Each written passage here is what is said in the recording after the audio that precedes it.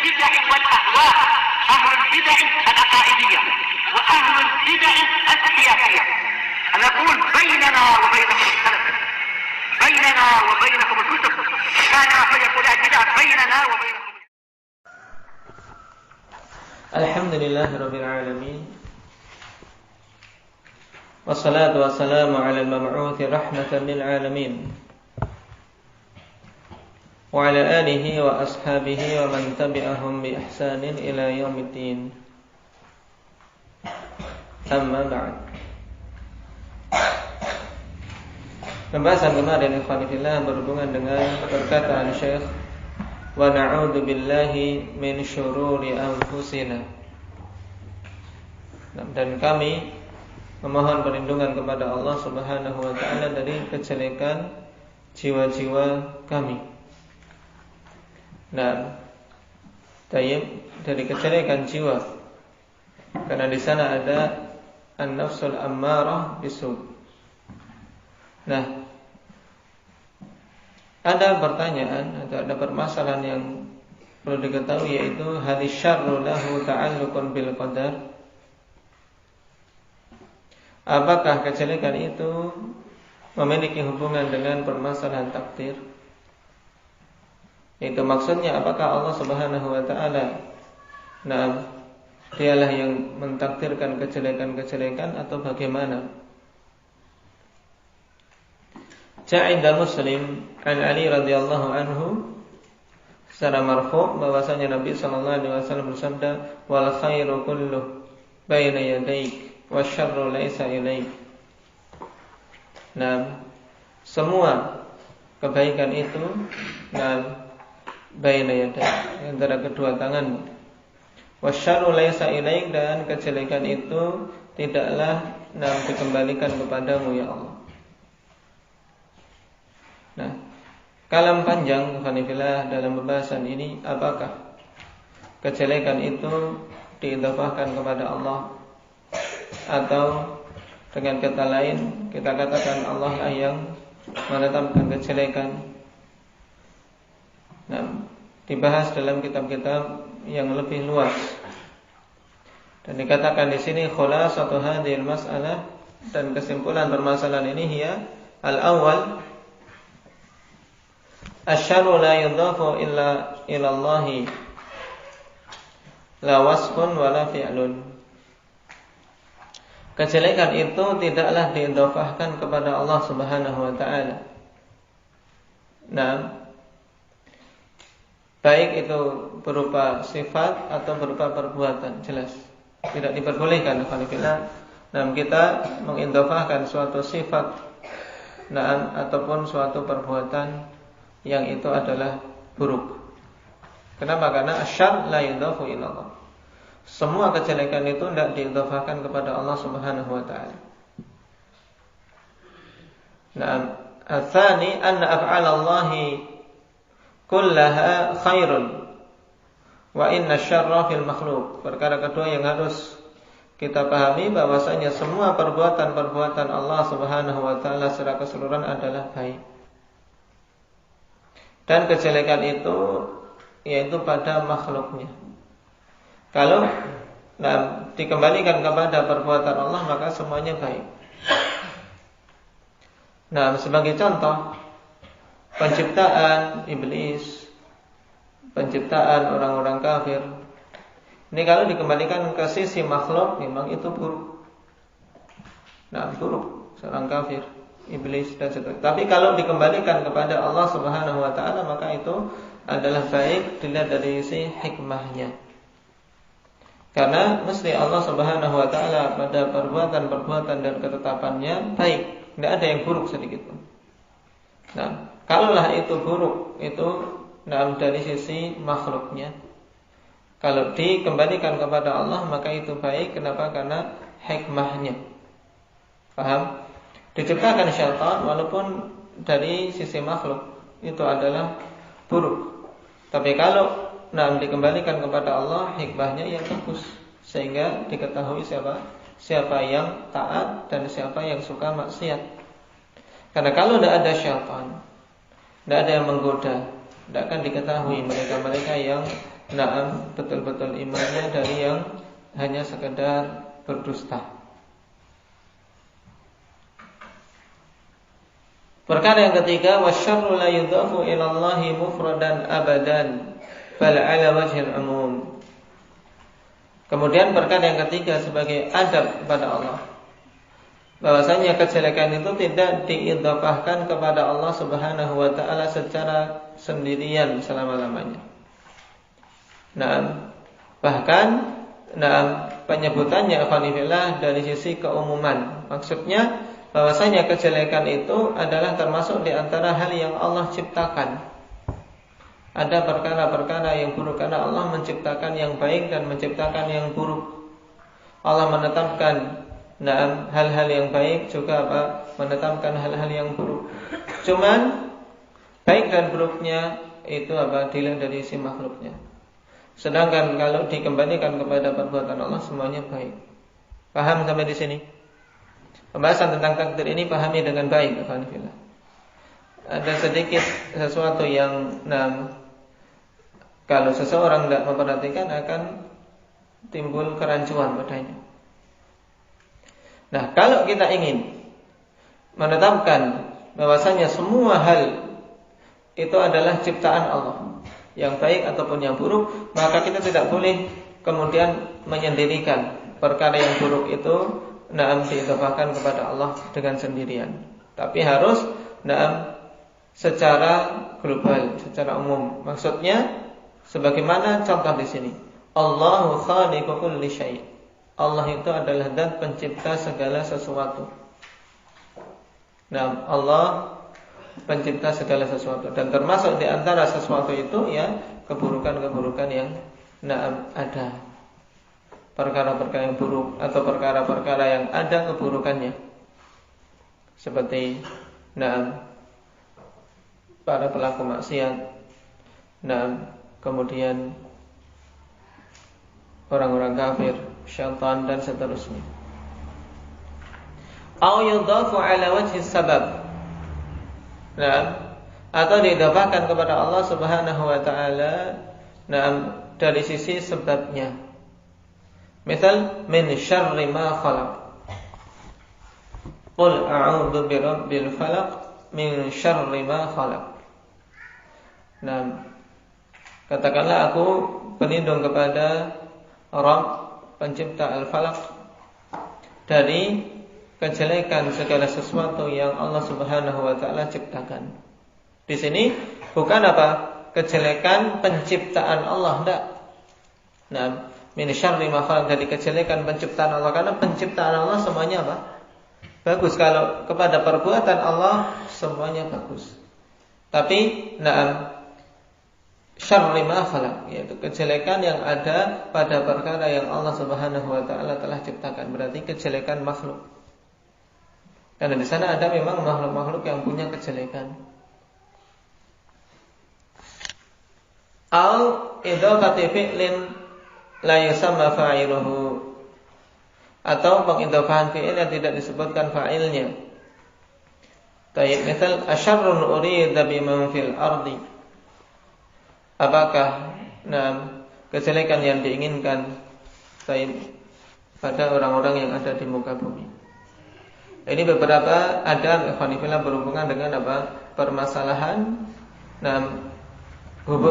dihubungkannya kejelekan terhadap takdir. Jadi kejelekan walaupun termasuk dalam hal-hal yang Allah Subhanahu wa taala ciptakan, tapi ada adab-adab yang harus kita perhatikan. Tidak boleh kita mengidhafahkan kepada Allah sebagai suatu sifat atau perbuatan. Kemudian yang kedua, kalau dilihat dari perbuatan Allahnya, maka semuanya bagus. Lalu bagaimana dengan kejelekan? Kejelekan itu dikembalikan kepada makhluk. Kemudian kalau ingin menyebutkan bahwasanya semua kejelekan itu yang ada dan segala sesuatu yang ada di muka bumi itu adalah ciptaan Allah, maka jangan disendirikan menyebutkan kejelekan itu diidhafahkan kepada Allah. Tapi sebutkan bersamaan dengan perkara-perkara yang baik, atau dalam artian secara umum, atau menyebutkan dari sisi sebab, atau dengan fi'il yang mabni majhul atau la yusamma fa'iluh, yang tidak disebutkan fa'ilnya. Pembahasan yang panjang dalam masalah ini di Syarah Tahawiyah Fanifillah juga yang khusus seputar takdir, kitab Ibnul Qayyim rahimahullah ta'ala Syifa'ul Alil. Ini sebagai gambaran global.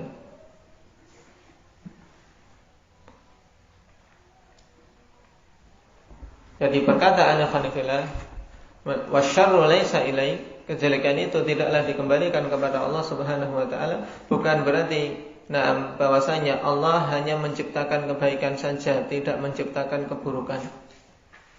Ini keyakinan yang batil juga dalam masalah takdir. Sebagaimana keyakinan siapa? Keyakinan keyakinan Mu'tazilah. Tapi kita katakan semua perkara Allah Subhanahu wa taala mentakdirkannya.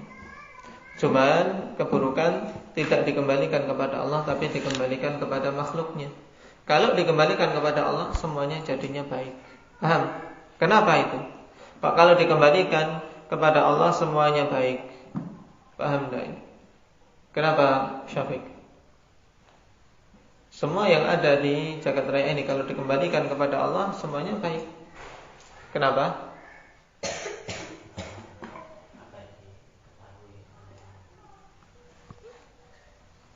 Kenapa, Ridwan? Nah, karena ada padanya hikmah, yaitu dilihat dari hikmahnya yang disebutkan tadi. Hikmahnya. Taib. Jadi kalau kejelekan tidak boleh dikembalikan kepada Allah. Kenapa? Karena semua kalau dikembalikan kepada Allah jadinya baik. Dilihat dari sisi hikmah. Paham? Dari sisi hikmah. Nah, di antara hikmahnya tadi dengannya diketahui yang mukmin dari yang munafik, diketahui yang sabar dari yang tidak, diketahui yang kokoh dari yang lemah, dan seterusnya.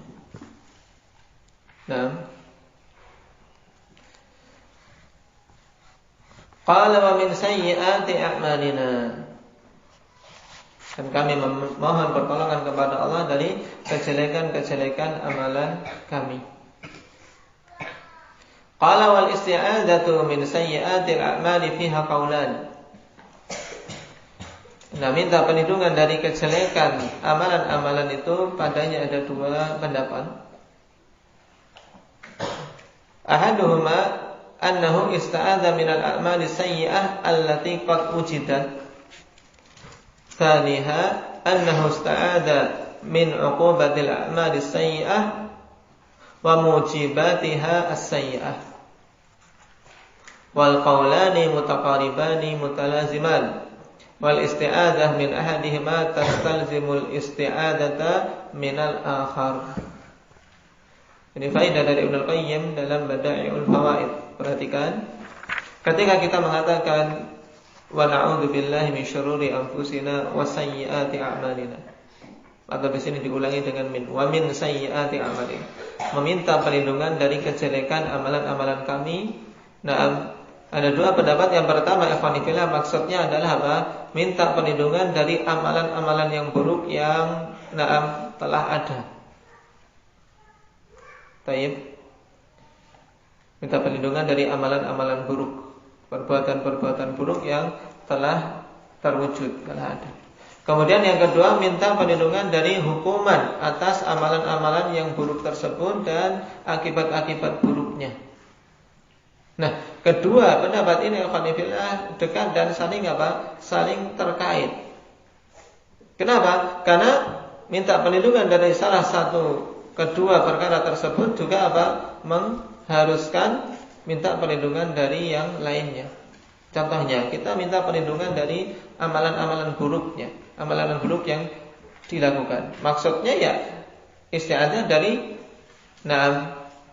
hukumannya, kemudian dari akibat dan dampaknya. Sebagaimana juga kita minta perlindungan dari dampak suatu amalan buruk, ya sekaligus kita secara otomatis minta perlindungan dari amalan buruk itu sendiri. Paham? Agar jangan sampai terulang kembali, agar jangan sampai melakukannya lagi dan seterusnya. Jadi kesimpulannya faidah di sini, minta perlindungan dari sayyiati a'malina, dari kejelekan amalan-amalan kami, ya mencakup minta perlindungan dari amalan yang buruk, dilindungi jangan sampai dia terjatuh dalam amalan-amalan yang buruk. Yang kedua, minta perlindungan dari dampak suatu amalan buruk yang telah dilakukan. Karena amalan buruk ya ada dampaknya. Taib. Dan keduanya saling terkait. May yahdihillahu fala mudhillalah wa may yudlil fala hadiyalah. Siapa saja yang Allah Subhanahu wa taala berikan hidayah kepadanya, maka tidak ada yang mampu menyesatkannya. Dan siapa saja yang Allah sesatkan dia, maka tidak ada yang mampu memberikan hidayah kepadanya. Dan ini hal yang harus terpatri pada diri kita. Hidayah Allah Subhanahu wa taala saja yang mampu memberikannya, yaitu hidayatut taufik. Karena hidayah terbagi menjadi dua. Tayyib. Sebagaimana telah kita lewati dulu, hidayatut taufik dan hidayah irsyad wal bayan. Ini secara umum. Sekarang kita ada faedah tambahan. Kalau kita pelajari dulu hidayah dua itu, taufik dan hidayatul bayan. Tayyib. Perhatikan catatan kaki. Al-hidayah hiya al-irsyad. Ini asal maknanya. Hidayah yaitu petunjuk maknanya. Makna dari hidayah adalah petunjuk. Wahiyya al-aqsam, dan hidayah itu terbagi menjadi beberapa macam. Al-awwal hidayatun 'ammah, hidayah yang sifatnya umum. Kaqaulihi ta'ala, alladzi a'ta kulla syai'in khalaqahu tsumma hada. Yaitu zat yang telah memberikan kepada segala sesuatu penciptaannya, kemudian Allah berikan petunjuk. Ini hidayah sifatnya umum, semua makhluk. Baik jin, manusia maupun binatang-binatang. Maksud apa? Tsumma hada, kemudian Allah berikan hidayah sehingga binatang-binatang bisa mencari makanannya. Siapa yang memberikan petunjuk kepada kepada ayam untuk mencari makanan, kemudian burung untuk mencari makanan, dan hewan-hewan yang lainnya? Allah Subhanahu wa taala. Ini hidayah hidayah ammah, hidayah yang sifatnya umum. Juga siapa yang memberi petunjuk dan mengajari mereka induk untuk menyusui anaknya, merawat seekor kambing, kalau pas melahirkan kemudian anaknya dijilati sampai kering misalnya, dari lendirnya dan seterusnya. Kemudian hewan ketika sakit, yang memberikan petunjuk untuk mengobati dengan menjilati bagian yang sakit itu. Lebih banyak dilakukan kucing misalnya. Itu semua adalah masuk dalam kategori hidayah ini. Alladzi a'ta kulla syai'in khalaqahu tsumma hada. Dan manusia juga. Manusia lebih lagi. Kemudian yang kedua hidayatut taufiq.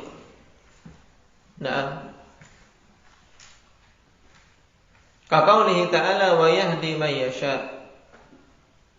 Wa hadha an-naw' huwa al-ma'na fi khutbatil hajah, dan jenis inilah yang huwal ma'niyu. Huwal ma'niyu, ada titik duanya. Wa hadha an-naw' huwal ma'niyu fi khutbatil hajah, dan jenis inilah yang dimaksudkan pada khutbatul hajah. May yahdihillah fala mudhill. Siapa yang diberikan hidayah oleh Allah, maka tidak ada yang menyesatkannya. Maksudnya hidayatut taufiq. Yang hidayah taufik ini merupakan kekhususan bagi Allah Subhanahu wa taala.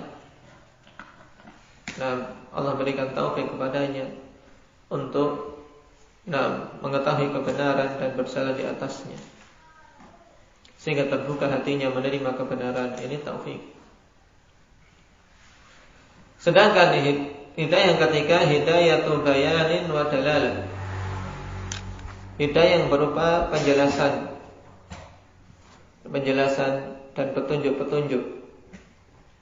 Nah, hidayah yang ketiga ini mampu diberikan oleh apa? Oleh para anbiya, para rasul dan semua orang-orang yang mengikuti langkah-langkah para nabi dan rasul dalam dakwah. Karena mereka apa? Menjelaskan kepada manusia, memberikan keterangan kepada manusia. Faqaulihi wa amma thamudu fahadainahum fastahabbul 'ama. Adapun Samud, ya, kami berikan hidayah kepada mereka, tapi mereka lebih memilih kebutaan. Maksudnya apa? Samud kami berikan keterangan, diberi keterangan. Nah, kalau hidayah atau taufik diberikan, maka mesti mereka apa? Berjalan di atas istiqomah, mesti akan mendapatkan hidayah. Tapi di sini diberi hidayah, kok mereka memilih kebutaan. Berarti hidayah yang dimaksud adalah hidayah berupa keterangan. Sudah diterangkan, dijelaskan, tapi mereka lebih memilih lawannya. Paham? Ini hidayah yang ketiga. Kemudian jenis hidayah yang keempat, hidayatun ukhrawiyah. Nah, hidayah di akhirat. Hidayah di akhirat kemungkinannya dua, imma ila jannah wa imma ila nar.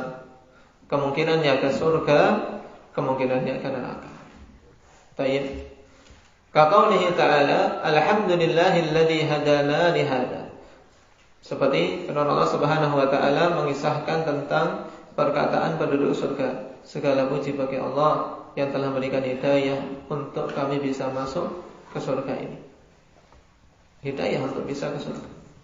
Demikian pula penduduk neraka diberi hidayah untuk masuk ke neraka. Maksudnya apa? Ini hidayah ukhrawiyah, sehingga semuanya tahu jalannya. Dia masuk ke surga, masuk ke neraka, tidak akan salah apa? Salah alamat. Ya, tidak akan ada salah alamat. Kemudian dia sudah masuk penduduk surga, kemudian keliru masuk ke neraka. Hanya orang-orang kufur dari ahli zindiq yang kemudian mempermainkan perkara ini. Ada orang-orang yang salah alamat misalnya, dibikin kisah-kisah tidak benar. Nah, adapun kenapa kok hidayah ukhrawiyah ini?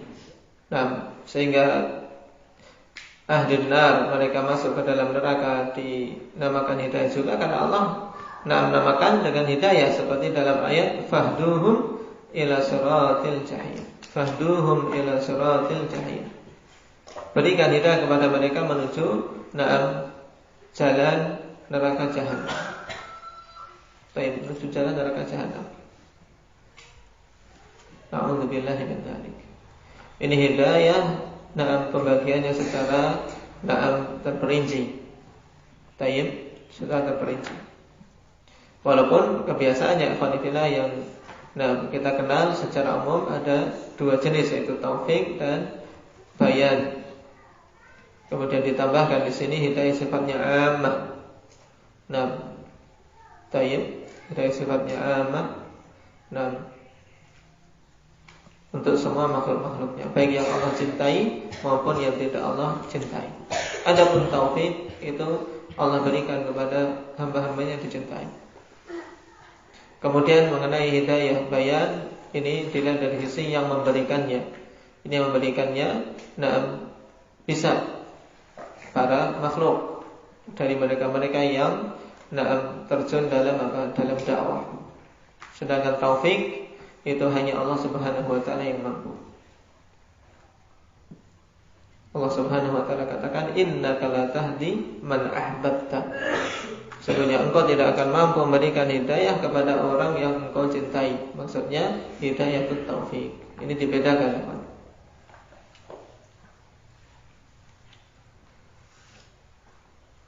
Wa may yudlil fala hadiyalah, siapa saja yang Allah sesatkan maka tidak ada yang mampu memberikan hidayah kepadanya. Qala wa dhalalu yutlaqu bi'tibaratin mukhtalifah.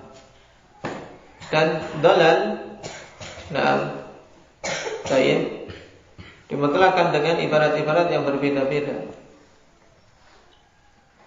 Yutlaqu fa yuradu bihi adh-dhahab an haqiqati syai'. Wa yutlaqu wa yuradu bihi al-idmihlal wal ghaibubah. Wa yutlaqu wa yuradu bihi al-ib'ad an tariqil iman ila al-kufr wa anil haqqi ila al-batil wa anil jannati ila an-nar. Jadi kata dalal itu penggunaannya afanillah untuk berbagai macam makna. Baik. Yang pertama digunakan kata dalal ini diinginkan dengannya apa? Adz-dzahab an haqiqati syai'. Baik. Pergi dari hakikat suatu perkara. Yaitu dia menjauh dari hakikat suatu perkara, itu namanya apa? Sesat. Harusnya menuju ke A, dia menuju ke B. Wa yutlaqu wa yuradu bihi al-idmihlal wa ghaibubah. Juga digunakan untuk bermakna apa? Hilang. Bermakna hilang, musnah. Itu juga dalal. Baik.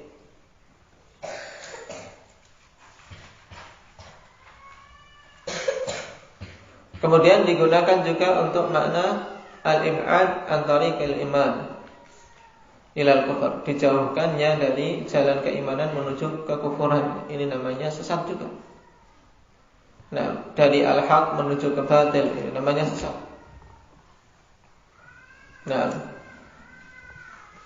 Kemudian juga terjauhkan dari surga menuju ke neraka, ini namanya juga tersesat. Jadi kata dalal penggunaannya banyak. Dan yang dimaksud di sini mayudrillah wala hadiyalah, yang Allah Subhanahu wa taala sesatkan, maksudnya ditetapkan dia tersesat jalannya.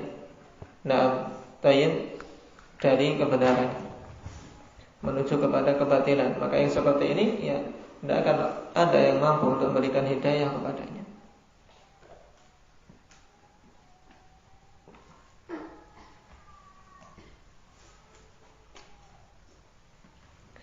Syubhatun wa jawabuha istadalla ashabul dhalal bi anna Allah azza wa jalla bi yadihi itlalul 'abdi wa anna al-insana laysa bi yadihi syai' innama huwa karrishati fi mahabbir rih. Di sana ada syubhat. Para pengikut kesesatan berdalil bahwasanya Allah Subhanahu wa taala di tangannya penyesatan hamba-hambanya, dalam artian Allah yang menetapkan sesatnya hamba-hamba. Dan bahwasanya hamba itu tidak memiliki kekuatan sedikit pun. Di tangannya itu tidak ada sesuatu pun yang bisa dia lakukan. Jadi keadaan hamba itu seperti apa? Rishah fi mahabir rih. Seperti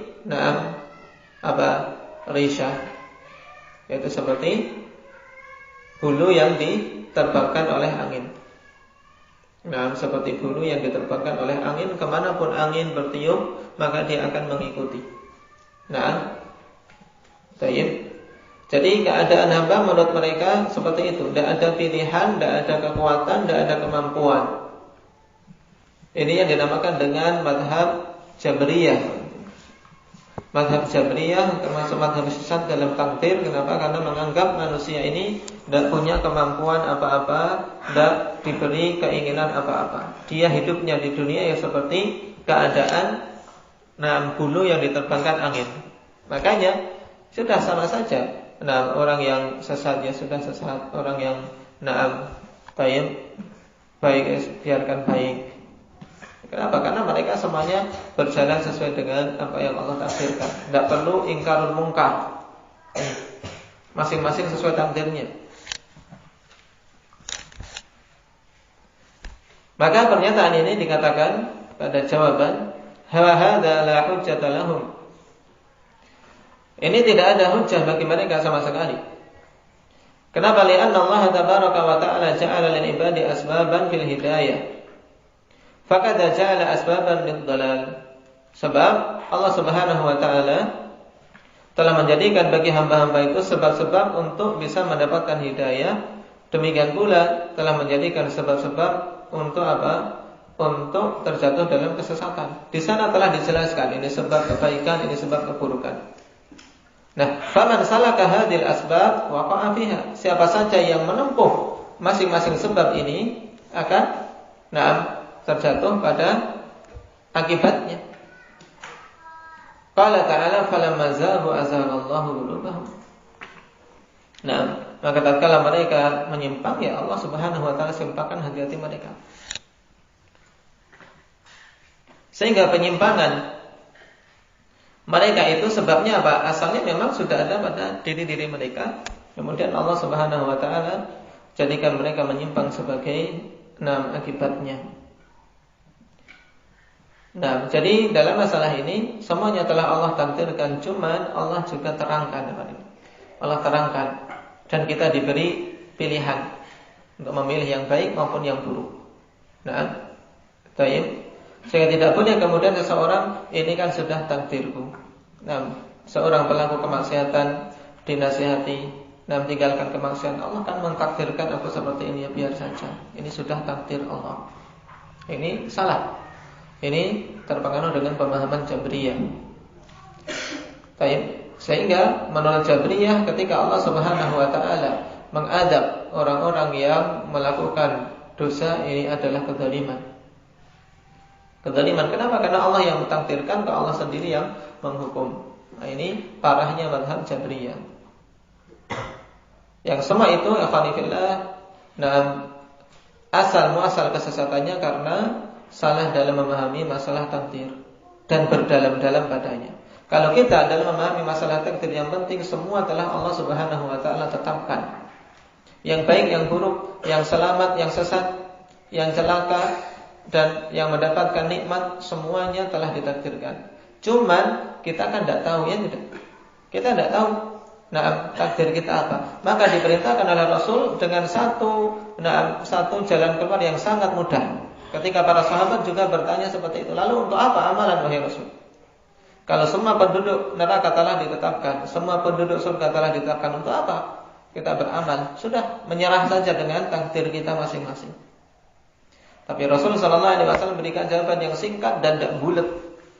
I'malu wa kullun muyassarun lima khuliqalah. Ini yang kita pegang. Tidak usah ikuti alur pemikiran orang-orang filsafat, orang-orang yang berdalam-dalam dalam masalah takdir. Rasul mengatakan i'malu, beramal kalian, karena masing-masing akan dimudahkan kemana dia diciptakan untuknya. Kalau dia diciptakan untuk penduduk surga, ya dia akan dimudahkan amalan-amalan penduduk surga. Kalau dia memang ditakdirkan penduduk neraka, akan dimudahkan amalan-amalan penduduk neraka. Maka tugas kita ikhwanifillah beramal. Beramal karena kita tidak tahu takdirnya. Tapi kita yakin semuanya adalah apa? Berdasarkan ketetapan Allah Subhanahu wa taala. Paham sampai di sini? Nah, ini faedah-faedah di awal sengaja oleh Syekh rahimahullah ta'ala disebutkan karena terulang terus ikhwanillah pada setiap kitab yang khutbatul hajah, sehingga sekalian kita akan mensyarah khutbatul hajah yang kita dengar dalam muhadharah, kita baca di awal-awal kitab, kita dengar di khutbah-khutbah kandungannya. Makanya khutbatul hajah kalau seorang betul-betul mentadaburinya padanya, makna yang sangat sangat dalam. Tapi sangat dalam. Sehingga seorang kafir saat itu ketika bertemu dengan Rasul sallallahu alaihi wasallam dibacakan kalimat-kalimat tersebut, dia terbengong-bengong. Aku sudah mendengar kalam penyihir, kalam dukun, kalam penyair, semuanya tidak ada yang mengimbangi bagusnya perkataanmu ini. Akhirnya meminta kepada Rasul untuk diulangi lagi dan dia masuk Islam dengan sebab itu. Barakallahu fiikum. Naktubu bihadza subhanallahi.